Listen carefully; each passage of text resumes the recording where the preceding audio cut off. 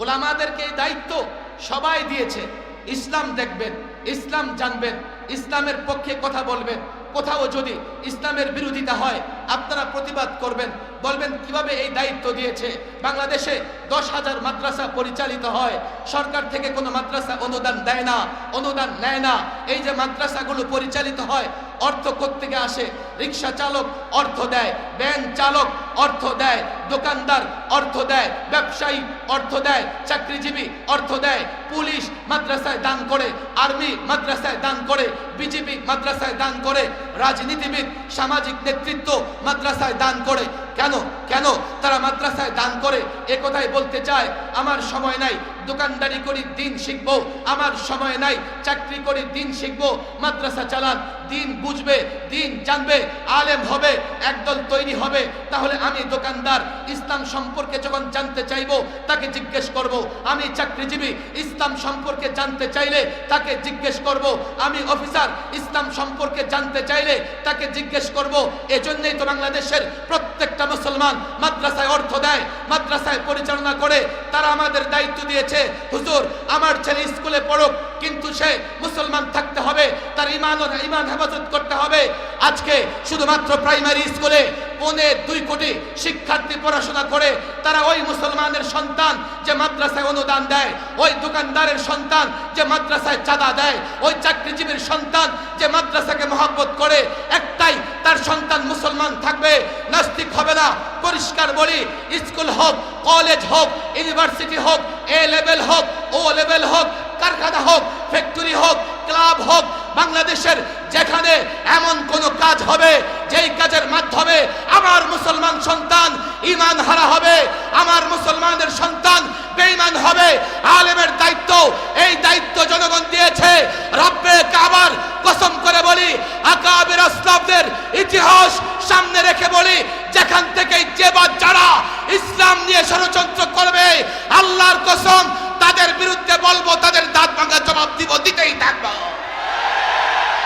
একজন উপদেষ্টার যে মর্যাদা, আমাদের এক এক আলেমকে আল্লাহ তার চাইতে শতগুণ বেশি মর্যাদা দিয়েছেন। এখন একজন উপদেষ্টা বানিয়েছেন নর্তকী, নাট্যকার। এই জাতির ছাত্র যুবকরা নির্বিশেষে সবাই তারে এতটা থুতু আর ঘৃণা দিতেছে, আমার তো মনে হয় তার ভেতরে যদি মানবতা থেকে থাকে, তার এক মুহূর্ত উপদেষ্টার চেয়ারে বসা উচিত হবে না। যে ছাত্ররা সমন্বয় করে আন্দোলন সংগ্রাম করেছে, তারাও দেখি এই নাট্যকারের বিরুদ্ধে প্রতিবাদ করছে। কিন্তু আমার মনে হয় সে বিশেষ কোনো এজেন্ডা নিয়ে সেই চেয়ারে বসেছে, যার জন্য এত ঘৃণা, এত তুচ্ছ তাচ্ছিল্যর পরেও 2-4 দিন হয়ে গেল, এখনো কিন্তু সেখান থেকে সে সরে দাঁড়ায় নাই। এমন একটা চেয়ারের জন্য ওলামায়ে কেরাম লালায়িত নয়। আলেমরা মূলত দেশের জন্য, ইসলামের জন্য কাজ করে। সেদিনও পরিষ্কার বক্তব্য হেফাজতে ইসলাম দিয়ে এসছে, আমরা চাই আপনারা এমন কোনো কাজ করবেন না যে আমাদের আপত্তি তুলতে হয়। আমাদের দাবি এটাই, এমন কোনো কাজ করবেন না যেখানে আমাদের আপত্তি থাকে। আর ফেসিবাদ যে কাজগুলো করে গেছে, এই কাজগুলো সম্পর্কে আমরা আপনাদের দৃষ্টি আকর্ষণ করছি। কি করে গেছে? অনেক কথা, অনেক ব্যথা। আমি হয়তো এত সময় পাবো না যে আমি এই প্রোগ্রামে আলোচনা করা, এটা আমার জন্য সৌভাগ্যের। তবে কিছু কথা তো বলতেই হবে। এখন সংবিধান সংস্কার কমিশন গঠন করা হয়েছে। এই সংবিধান সংস্কার কমিশন আমাদেরকেও ডেকেছে, আলেমদের পরামর্শ দিচ্ছে, ইসলামী দল ব্যক্তিত্বের পরামর্শ দিচ্ছে। তারা সংবিধান সংস্কার করবে। কেন? ফেসিবাদ পলাতক হাসিনা সরকার এই সংবিধান এতটা কাটাছেঁড়া করেছিল, আল্লামা মুফতি আমিন রাহিমাহুল্লাহ বলতে বাধ্য হয়েছিলেন যে এই সংবিধান ডাস্টবিনে নিক্ষেপ করা হবে। কি করেছিল হাসিনা সংবিধান নিয়ে? আজকাল তো আমাদের এমন হয়েছে যে আমরা সংবিধান বিলকুল আলোচনায় আনতে চাই না। আবার আমাদের মধ্যে একদল এমন আছেন রাজনীতিকে বিলকুল পছন্দ করেন না। রাজনীতিকে আমরা পছন্দ না করলেও দেশ কিন্তু রাজনীতি দ্বারা পরিচালিত হয়। এখানে স্কুল কলেজের ভদ্র ছেলে তোমরা যারা আছো তোমাদের বলি, ইসলামী রাজনীতির কথা পড়ে আগে প্রচলিত রাজনীতি করে না, পছন্দ করে না এমন অনেক যুবক আছে।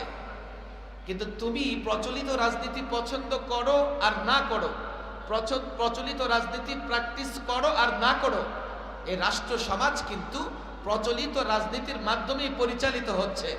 রাজনীতি পছন্দ করো আর না করো, যে ব্যক্তিটা ক্ষমতায় যাবে সে যত আইন করবে, সে যত ধরনের ট্যাক্স কর তোমার উপর বসাবে তুমি দিতে বাধ্য, টোল বসাবে তুমি দিতে বাধ্য, ট্রাফিক আইন থেকে শুরু করে কাস্টমস আইন পর্যন্ত, পোস্ট অফিসের আইন থেকে শুরু করে সচিবালয়ের আইন পর্যন্ত, তুমি রাজনীতি করো আর না করো, রাষ্ট্র ক্ষমতায় যারা থাকে তাদের আইন, তাদের কথা তোমাকে মানতেই হবে।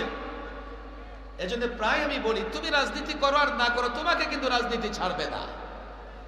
আমার সভ্য ভদ্র যুবকেরা রাজনীতি করে না, ফলে আমরা দেখেছি গত 16 বছরে অনেক ইয়াবাখোর, গাঁজাখোর, ফেন্সিডিলখোর, কলা গাছও চেয়ারম্যান, এমপি, মন্ত্রী হয়ে গেছে। বাকি ইসলামী রাজনীতিকে আমি ইবাদত মনে করি, সিয়াসতে শরঈয়াকে ইবাদত মনে করি। কেন? আল্লামা মুফতি আমিন রাহিমাহুল্লাহ একাধিকবার বলেছেন, কোরআন আমাকে নামাজ কায়েম করতে বলেছে, নামাজ পড়তে বলেছে, আমি নামাজ পড়ি, নামাজ কায়েম করি। কিন্তু কোরআন আমাকে আরো কিছু বিষয়ের কথা বলেছে। কোরআন সুদ মুক্ত অর্থ ব্যবস্থার কথা বলেছে, ফাইল্লাম তাফআলু ফাআযানু বিহারবিন মিনাল্লাহি ওয়া রাসূলি। সুদ মুক্ত অর্থ ব্যবস্থা হবে না তো আল্লাহ আল্লাহর রাসূলের পক্ষ থেকে যুদ্ধের ঘোষণা শুনে নাও। কোরআন আমাকে বিচার ব্যবস্থার কথা বলেছে, এমন বিচার ব্যবস্থা যা আল্লাহর বিধান অনুযায়ী পরিচালিত হবে। ওমান লাম ইয়াহকুম বিমা আনজালাল্লাহ ফাউলাইকা হুমুল কাফিরুন। কোরআন আমাকে হজের কথা বলেছে, আমি হজ পালন করি। নামাজের কথা বলেছে, আমি নামাজ কায়েম করি। কোরআন আমাকে বলেছে সুদ মুক্ত অর্থ ব্যবস্থার কথা, সেটাকেও আমাকে কি করতে হবে? মানতে হবে, কায়েম করতে হবে। কোরআন বলেছে একটা ন্যায় ইনসাফের বিচার ব্যবস্থার কথা, সেটাকেও আমাকে মানতে হবে। নামাজ আমি ইবাদত মনে করি, হজকে আমি ইবাদত মনে করি, সুদ মুক্ত অর্থ ব্যবস্থাকেও আমি ইবাদত মনে করি। রাজনৈতিক সচেতন না হলে আমার সাধারণ যুবকরা তারাও ইজ্জত সম্মানের সঙ্গে, মর্যাদার সঙ্গে সম্মান, ইজ্জত মর্যাদা নিয়ে থাকতে পারবে না। আমরা আলেম ওলামাদের মধ্যে একটা অংশ যদি এমন না হয় যারা ইসলাম, এই সিয়াসত শরিয়া না করে, আমরা মাদ্রাসা, মসজিদ, ইসলামী সমাজ ব্যবস্থার সুরক্ষা দিতে পারবো না। এখন রাজনীতিক দল, সংগঠন, রাষ্ট্র পরিচালিত হয়, তার একটা মৌলিক বিধান আছে, যেটাকে সংবিধান বলে, একটা দলিল আছে। ৭১ বাংলাদেশ স্বাধীন হয়েছে, ৭২ একটা সংবিধান প্রণয়ন হয়েছে। আলেম ওলামা, ছাত্র সমাজকে জানতে হবে ৭২ যে সংবিধান প্রণয়ন হয়েছে, দুর্ভাগ্যক্রমে সেই সংবিধানে এমন একটা বিষয় নিয়ে আসা হয়েছে, যেই বিষয়টা নিয়ে আসার কারণে আমি মনে করি ৭২ বাংলাদেশের মুসলমানদের উপরে অনেক বড় জুলুম এবং অত্যাচার করা হয়েছে। কি সেই বিষয়? কই সেকুলারিজম, ধর্ম নিরপেক্ষতাবাদ। আবার বাংলাদেশে এই ধর্ম নিরপেক্ষ দলগুলো এর বিকৃত ব্যাখ্যা করে। কি কয়? ধর্ম নিরপেক্ষতা মানে আপনার ধর্ম আপনি পালন করবেন, আমার ধর্ম আমি পালন করব। এটা ধোঁকা এবং মিথ্যা। ধর্ম নিরপেক্ষতা মানে ধর্মহীনতা, রাষ্ট্রের কোনো ধর্ম থাকবে না। আবার তারা যুক্তিও দেয়, রাষ্ট্রের কেন ধর্ম থাকবে, তো রাষ্ট্রের ভাষা কেন থাকবে, রাষ্ট্র কি কথা বলতে পারে, জাতীয় ফল কেন থাকবে, রাষ্ট্র কি ফল খেতে পারে? তো রাষ্ট্রের যদি ধর্ম থাকে তাতে তোমাদের সমস্যা কোথায়? রাষ্ট্রের ধর্ম মানে একটা রাষ্ট্রীয় ধর্মের একটা মর্যাদা, একটা ধর্মকে দেওয়া হবে। এই ছাত্র সমাজকে বুঝতে হবে। আজকে তারা ৭১-এর কথা বলে, ৭১-এর চেতনার কথা বলে, অথচ তারা ৪৭-এর কথা বলে না। আমি তো পরিষ্কার বলি, এ কথা বলতে আমার কোনো দ্বিধা নেই। এই ভূখণ্ড আমরা পেয়েছি ইসলামের কারণে। যদি আমাদের আকাবের আসলাফরা, মুসলিম রাজনীতিবিদরা ইসলামের জন্য, ইসলাম প্রতিষ্ঠার জন্য, কোরআন সুন্নাহর বিধিবিধান বাস্তবায়নের জন্য আলাদা একটা ভূখণ্ড না বানাতেন, আমরা বাংলাদেশ কোনোদিন পেতাম না। ইতিহাস অনেক, ৪৭-এর পরে অনেক আন্দোলন সংগ্রাম হয়েছে। 52-এর ভাষা আন্দোলন, 6 দফা আন্দোলন, 69-এর গণঅভ্যুত্থান, 70-এর নির্বাচন, 71-এর মুক্তিযুদ্ধ। আমি তো পরিষ্কার বলি, 71-এর মুক্তিযুদ্ধে যারা অংশগ্রহণ করেছে, হতে পারে কারো আমল কম, কারো আমল বেশি, কারো ঈমান দুর্বল, কারো ঈমান শক্তিশালী, কিন্তু প্রত্যেকটা মুক্তিযোদ্ধার সন্তানরা এই জন্য যুদ্ধ করেছে, একটা ন্যায় ইনসাফের শাসন ব্যবস্থা কায়েম হবে। এই জন্য যুদ্ধ করে নাই সেকুলারিজম এনে ইসলামকে ধ্বংস করা হবে। এই জন্য আমি বলি 72-এর সংবিধানে সেকুলারিজম আনা হয়েছে মূলত দেশ থেকে ইসলাম ধ্বংস করবার জন্য।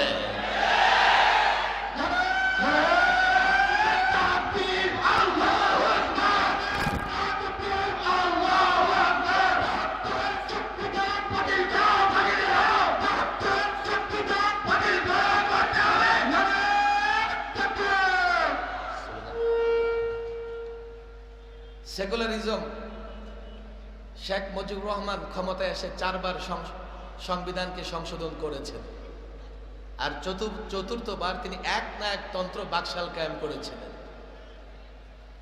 75-এর 15ই আগস্ট একটা ইতিহাসের সমাপ্তি।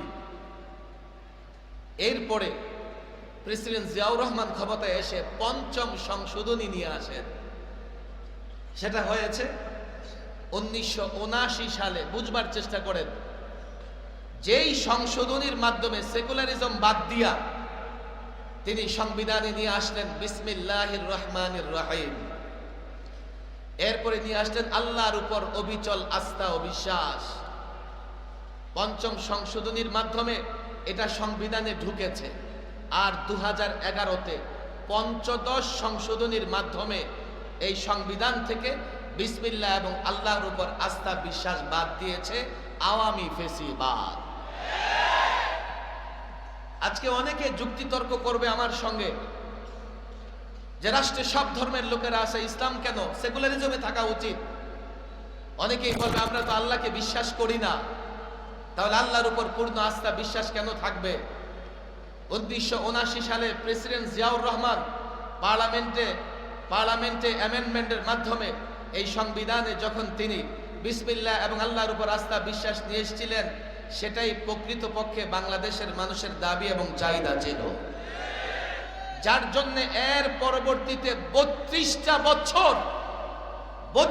বছর কোন শাসক না বিসমিল্লাহ বাদ দেওয়ার সাহস দেখিয়েছে, না আল্লাহর উপর আস্থা বিশ্বাস বাদ দেওয়ার সাহস দেখিয়েছে।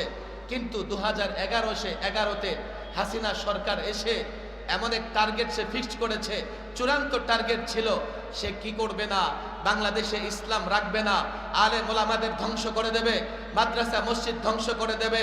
সংবিধানে সেকুলারিজম এনেছে। আমার তো বিশ্বাস হয় না এখনো তারা নিজেকে মুসলমান দাবি করে, বলে তাহাজ্জুদ পড়ে, বলে কোরআন পড়ে, তাহলে আল্লাহর উপর পূর্ণ আস্থা বিশ্বাস নাই কেন? বলবে হুজুর এটা সংবিধানে থাকলে কি আর না থাকলে কি? আরে আমি মুসলমান, ছোট্ট কাজ করতে গেলেও আল্লাহর উপর আস্থা বিশ্বাস রাখি। তাহলে বাংলাদেশ পরিচালনার জন্য যে বিধান তৈরি করা হবে তা তৈরির মধ্যে এবং দেশ পরিচালনায় যদি আল্লাহর উপর আস্থা বিশ্বাস না থাকে, আমি দেশটাকে কেমনে পরিচালনা করব? হ্যাঁ, তোমরা পেরেছো। কি পেরেছো? গত 16 বৎসরে 11 লক্ষ কোটি টাকা দেশের পাচার করে বাইরে পাঠিয়ে দিয়েছে। তোমরা পেরেছো। তোমাদের আল্লাহর উপর আস্থা বিশ্বাস এই জন্যই দরকার হয় নাই। গত 16 বৎসরে 18,35,000 কোটি টাকা ঋণ করে, দেশের নামে ঋণ করে, দুর্নীতি করে, অর্থ কামিয়ে বিদেশে পাড়ি জমিয়েছো। আজকে যেই শিশু জন্ম নেবে তার মাথায়ও কমপক্ষে 1.5 লক্ষ টাকার ঋণ। 32 বছর ছিল। আমি মুসলমান যুবকদের বলি, যখন বিসমিল্লাহ ছিল, আল্লাহর উপর আস্থা বিশ্বাস ছিল, এ কারণে বাংলাদেশের কোথাও সংখ্যালঘু নির্যাতিত হয়েছে, এ কারণে কোন ধর্মের লোকেরা নির্যাতিত হয়েছে প্রমাণ নাই। তাহলে 11তে এসে কেন তা বাতিল করতে হবে? এখন একটা সুযোগ হয়েছে, ছাত্র জনতা রক্ত দিয়ে আন্দোলন সংগ্রাম করে দেশটাকে দ্বিতীয়বার স্বাধীন করেছে। আমরা সরকারকে সহযোগিতা করতেছি, নিঃস্বার্থ সহযোগিতা করতেছি। আমাদের কোনো পদ পদবি অর্থের দাবি সরকারের কাছে নাই। আমরা সহযোগিতা করব, তবে আমাদের কিছু দাবি, এই দাবি আমাদের নয়, এই দাবি জনগণের।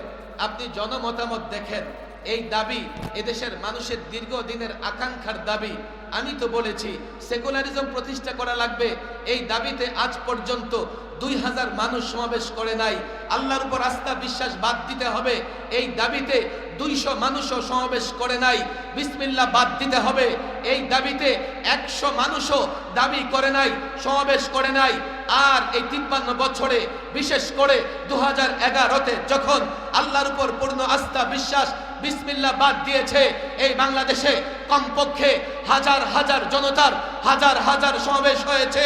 আমাদের দাবি একটাই, আমরা নিঃস্বার্থ সহযোগিতা করছি তোমাদেরকে। তোমাদের কাছে উপদেষ্টা হবার দাবি আমরা জানাবো না, কোন কমিটিতে রাখো এই দাবি আমরা জানাবো না। আমরা চাই আওয়ামী ফেসিবাদ বিসমিল্লাহ বাদ দিয়েছে, আল্লাহর উপর আস্থা বাদ দিয়েছে, এটা পুনরায় সংশোধনের মাধ্যমে সংবিধানে নিয়ে আসো। যদি তোমরা মনে করো দেশের মানুষ বিসমিল্লাহ চায় না, যদি তোমরা মনে করো দেশের মানুষ আল্লাহর উপর আস্থা বিশ্বাস চায় না, আমি বলি গণভোট দাও, গণপরিষদ গঠন করো। যদি মনে করো তাও করবা না, জনগণের সমাবেশ কায়েম করতে হবে, জনগণকে জমায়েত করতে হবে। আল্লাহর কসম করে বলি, আল্লাহর উপর পূর্ণ আস্থা বিশ্বাসের জন্য তোমরা যদি জনমত দেখতে চাও, জনসমাগম দেখতে চাও, জনসমাবেশ দেখতে চাও, আল্লাহর কসম বাংলাদেশের টেকনাফ থেকে তেতুলিয়া হোক ভাষাঞ্চলে, যেখানেই তোমরা চাও, আমরা 1 কোটি জনতাকে একত্রিত করে দেখাবো।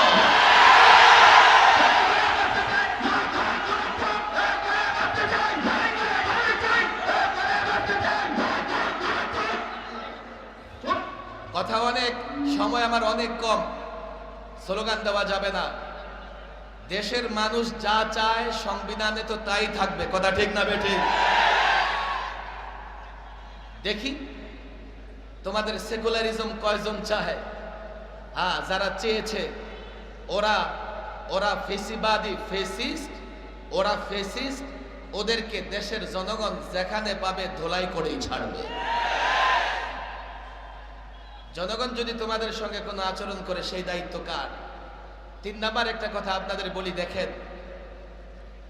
সরকারকে আমরা সহযোগিতা করতেছি, সরকারকে সহযোগিতা করব কেননা 5ই আগস্টে মাদ্রাসার শিক্ষার্থী 92 জন রক্ত দিয়েছে।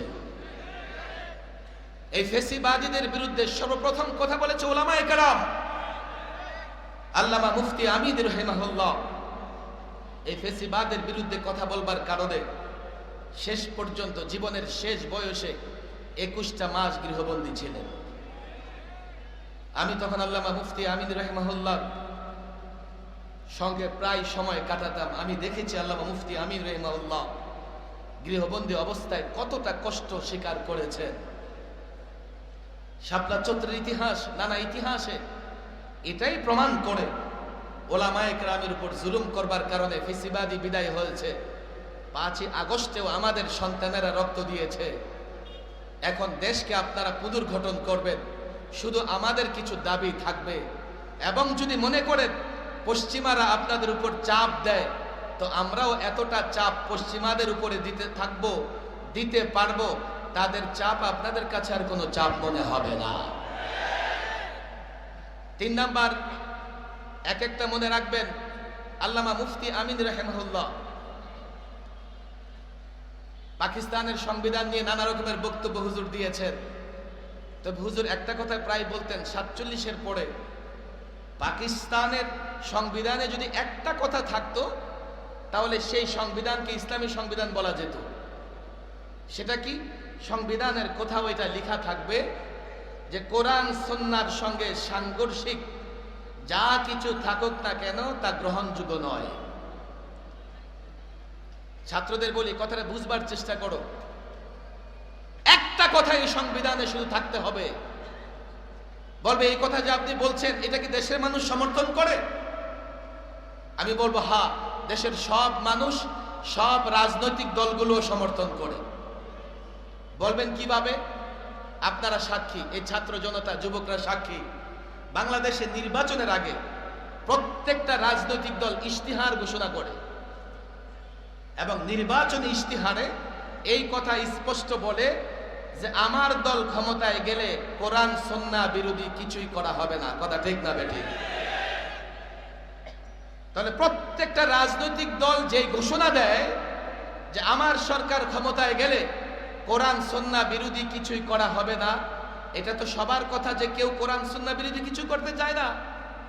তাহলে যেহেতু কোরআন সুন্নাহ বিরোধী কিছুই করতে চায় না, এই কথাটা যেহেতু সবার কথা, তো এমন একটা কথা সংবিধানে সবার আগে আসা উচিত। কথা ঠিক না বেঠিক? 5 নম্বর কথা, যেটা আমাদের দীর্ঘদিনের দাবি, শুধু নয় 1500 বছরের দাবি, এমন একটা কথা আমাদের সংবিধানে থাকবে যে সর্বশেষ নবী, সর্বশ্রেষ্ঠ নবী, মানবতার মুক্তির দূত, শান্তির দূত, মহানবী, বিশ্বনবী মুহাম্মদ সাল্লাল্লাহু আলাইহি সাল্লামের সঙ্গে কটূক্তি করা হবে সর্বোচ্চ অপরাধ। আমি কোন শাস্তির কথা বলছি না, আমি বলছি এটা সংবিধানে থাকবে। আমাকে বলা হলো, হুজুর আমরা তো এটা সবাই সর্বোচ্চ সম্মান দেই, এটা কি সংবিধানে থাকার দরকার আছে? আমি বললাম যে জিনিসটা সর্বজন গৃহীত সেটা থাকবে না, থাকবে কোনটা? কথা ঠিক না বেঠিক? আপনারা তো ঠিক বলতেছেন, তাদের কাছে অনেক যুক্তি আছে। বলে হুজুর এটা কেমনে হয়, আর অন্যান্য ধর্মের লোকজনও আছে এই সেই। আমি পরিষ্কার বলেছি, এই জাতির সূর্য সন্তানদের বলে দিতে চাই, আমি পৃথিবীর অনেক দেশের সংবিধান মোতালা করেছি। আমি প্রায় সেই 13 থেকে নিয়ে এই 11-12 বছর নানা দেশের সংবিধান ঘাটাঘাটি করেছি। আর বাংলাদেশের সংবিধান এ তো আমাদের চোখের সামনে। বাংলাদেশের সংবিধান একটা ব্যক্তির মর্যাদা রক্ষা করবার জন্যে, বাংলাদেশের সংবিধানে যদি কোনো ধারা থাকতে পারে, একটা ব্যক্তির কটূক্তি ঠেকাবার জন্য যদি 9 বছরের জেল জরিমানার বিধান থাকতে পারে, তাহলে আকায়ে মদিনা মুহাম্মদ আরবির ইজ্জত সুরক্ষার জন্যে, তার কটূক্তি ঠেকাবার জন্যে, এটা পার্লামেন্টে, এটা সংবিধানে, এটা আইনে থাকবে না। এটা তোমরা যুক্তি দিবা, এটা আমরা মেনে নেব। পরিষ্কার বলছি। তারা বলছে হুজুর থাকলে কি হবে? আমি আবারও বলি, পরিষ্কার বলি, বাংলাদেশে যদি কোথাও আল্লাহর নবীকে নিয়ে কটূক্তি হয়, জনতা বসে থাকবে না, মুসলমান বসে থাকবে না, দাঙ্গা হবে, ফাসাদ হবে। আর যদি আইন থাকে, রাষ্ট্র তাকে গ্রেফতার করে শাস্তি দেবে, দাঙ্গা হবে না, ফাসাদ হবে না। যুক্তি চেয়েছো, যুক্তি দিয়ে দিয়েছি। প্রমাণ চেয়েছো, প্রমাণ দিয়ে দিয়েছি। পৃথিবীর নানা দেশের সংবিধান আমি দেখেছি, নানা দেশের সংবিধানে নানা ব্যক্তির ইজ্জত সম্মান সুরক্ষার জন্য নানা ধারা, উপধারা, আইন আছে। তাহলে সর্বকালের সর্বশ্রেষ্ঠ মানব, মহামানব, মহানবী, বিশ্বনবীর ইজ্জত সুরক্ষার জন্য কেউ যাতে তাকে নিয়ে কটূক্তি করতে না পারে, কেন সংবিধানে ধারা থাকবে না? যুক্তি দাও, যুক্তি দিয়ে দিয়েছি। তারপরেও যদি কাফের, বেঈমান, পশ্চিমাদের কথায় তোমরা না করতে পারো, দেশের মানুষ তোমাদের ক্ষমা করবে না। প্রমাণ দিবেন। আমরা চাই এই দেশে যাতে কোনো ধরনের দাঙ্গা ফাসাদ, কোনো সাম্প্রদায়িক দাঙ্গা না লাগে। আমরা দেখেছি আমাদের প্রতিবেশী দেশ, আমাদের প্রতিবেশী দেশে মুসলমান অহরহ মার খাচ্ছে, মুসলমান অহরহ মার খাচ্ছে। আল্লাহ মাফ করুন, এদেশেও সাম্প্রদায়িক দাঙ্গা লাগাবার জন্য কিছুদিন আগে যারা স্লোগান দিয়েছে জয় বাংলা, ওরা এখন স্লোগান দিচ্ছে জয় শ্রীরাম। এত জয় শ্রীরাম ওরা কোত্থেকে আসলো? আগে তো দেখি নাই। স্লোগান পরিবর্তন করে ফেলেছে। তারা সাম্প্রদায়িক দাঙ্গা লাগাতে চায়। আমরা শান্তিতে বিশ্বাসী। আমাদের এই কথাগুলো দেশকে একটা শান্তির দিকে নিয়ে যাবে। আমাদের এই দাবিগুলো, এতে কারো কোনো অধিকার ক্ষুণ্ণ হবে না। আজকে তো তারা জোর গলায় বলা শুরু করেছে যে আপনারা ইসলাম চান, ইসলাম তো বৈষম্য সৃষ্টি করে। তো কিভাবে? ইসলামী রাষ্ট্রের জিম্মি অমুসলিমরা বসবাস করলে জিজিয়া বা কর দেওয়া লাগে। আপনাদের ইসলামে তো বৈষম্য আছে। আরে ভাই, এই যে বাংলাদেশে আমরা যত মানুষ আছি, কেউ কর কিংবা ভ্যাট কিংবা কোনো ধরনের চার্জ দেওয়া ছাড়া বাংলাদেশে বসবাস করতে পারি না। এই যে আমরা বিদ্যুৎ বিল দেই, আগে কার্ড রিচার্জ করবেন, গভর্নমেন্ট একটা চার্জ কেটে নেবে। মোবাইল কার্ড রিচার্জ করবেন, গভর্নমেন্ট সেখান থেকে একটা পার্সেন্টেজ কেটে নেবে। দোকানে যাবেন আপনি জিনিসপত্র কিনতে, তার উপরে ব্যাট বসানো আছে। এদেশের সব মানুষ গভর্নমেন্টকে একটা না একটা চার্জ দিয়েই এদেশে বসবাস করে। তাহলে জিম্মি অমুসলিমরা যদি মুসলিম রাষ্ট্রে কর কিংবা ট্যাক্স কিংবা কোনো ধরনের কোনো চার্জ দিয়ে বসবাস করে, অন্যায় কোথায়? রাষ্ট্র তো চলতে হবে। মুসলমানরাও দিবে, মুসলমানরা যাকাত দিবে, মুসলমানরা ওসর দিবে, খেরাজ দিবে, জিম্মিরাও ওসর, খেরাজ এবং তারা কর ট্যাক্স দিবে। এটা তো রাষ্ট্রের সুরক্ষার জন্য। আর একটা ইসলামী রাষ্ট্র প্রত্যেকটা নাগরিকের নিরাপত্তা দেয়। জিম্মি যেহেতু নিরাপত্তা চেয়েছে, তাকে নিরাপত্তা দেওয়া হয়েছে, তার নিরাপত্তা বিধান করবার জন্যে তার পেছনে যা খরচ হয়েছে তাকেই দিতে হবে। রোজের প্রশ্ন শেষ হয় নাই। আপনারা যে মুসলমানদের কাছ থেকে যাকাত নেন, এ তো নেশাব আছে, তারপরে 1 বছর পরে নেশাব পরিমাণ মাল থাকলে তারপরে যাকাত নেন। যে জিম্মিদের কাছ থেকে আপনারা কর বা জিজিয়া কেমনে নেবেন? জিম্মিরাও কি কোনো নেশাব পরিমাণ মালের মালিক হতে হবে? আমি বলি হিসাবটা তোমরা ঠিক মতো করো নাই। আমার দেশের গরিব খেতে পারে নাই, সেও যখন মোবাইলে কথা বলে গভর্নমেন্ট চার্জ কাটে কি কাটে না? এটা তো চিন্তা করো নাই, সে খেয়ে থাকবে না না খেয়ে থাকবে, নেশাব পরিমাণ মালের মালিক হবে না না হবে, এটা তো তুমি চিন্তা করো নাই। আমার গরিব মানুষ ফ্যান চালাইতে পারে না, একটা লাইট চালায়, তাকে পর্যন্ত বিদ্যুৎ ব্যবহার করতে গিয়ে বিলের পাশাপাশি অতিরিক্ত চার্জ দেওয়া লাগে। কই তোমাদের আইনে তো গরিব মানুষ রক্ষার কোনো রাস্তা নাই।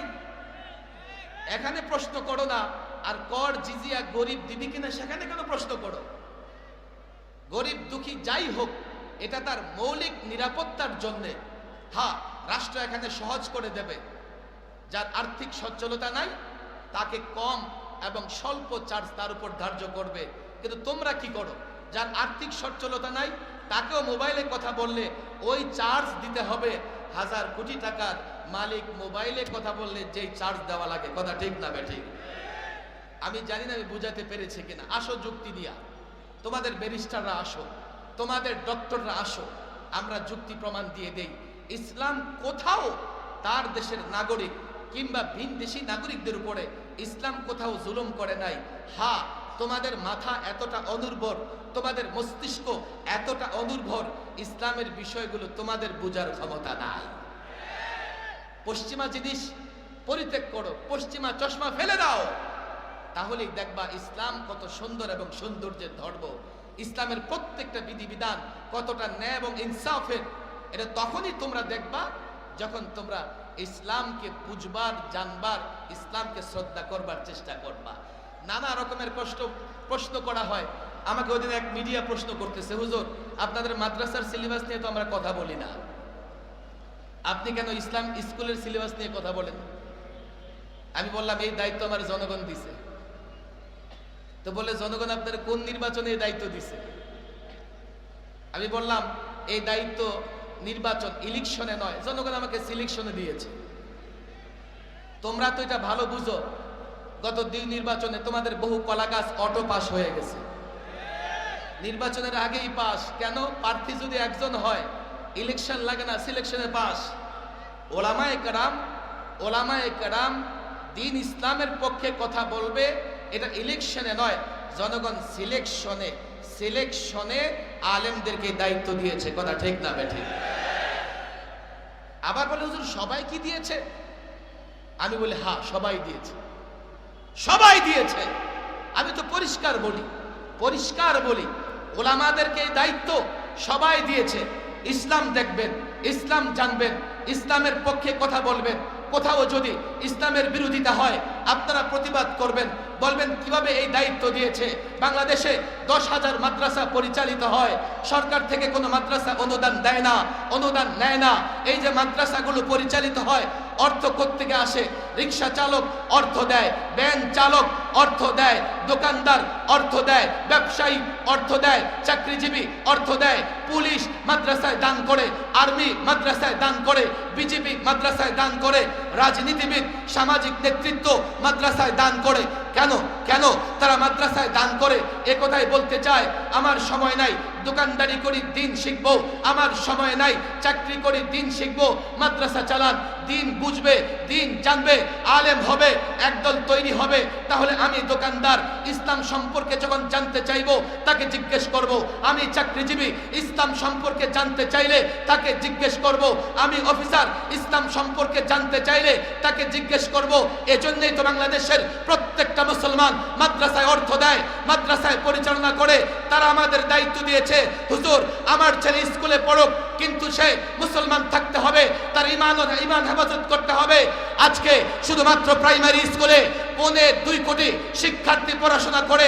তারা ওই মুসলমানের সন্তান যে মাদ্রাসায় অনুদান দেয়, ওই দোকানদারের সন্তান যে মাদ্রাসায় চাঁদা দেয়, ওই চাকরিজীবীর সন্তান যে মাদ্রাসাকে মহব্বত করে, একটাই তার সন্তান মুসলমান থাকবে, নাস্তিক হবে না।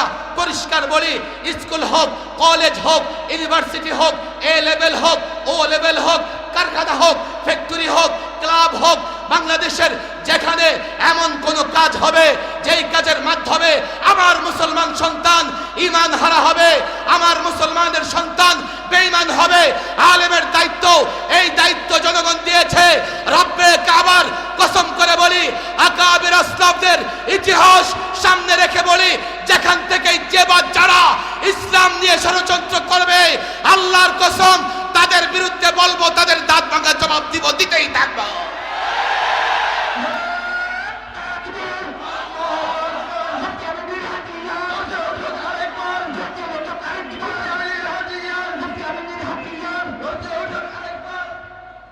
এই জনতার এত ম্যান্ডেট আমাদের পেছনে আছে, তারপরে ওরা মনে করে যে ওরাই সব, আমরা কিছুই না।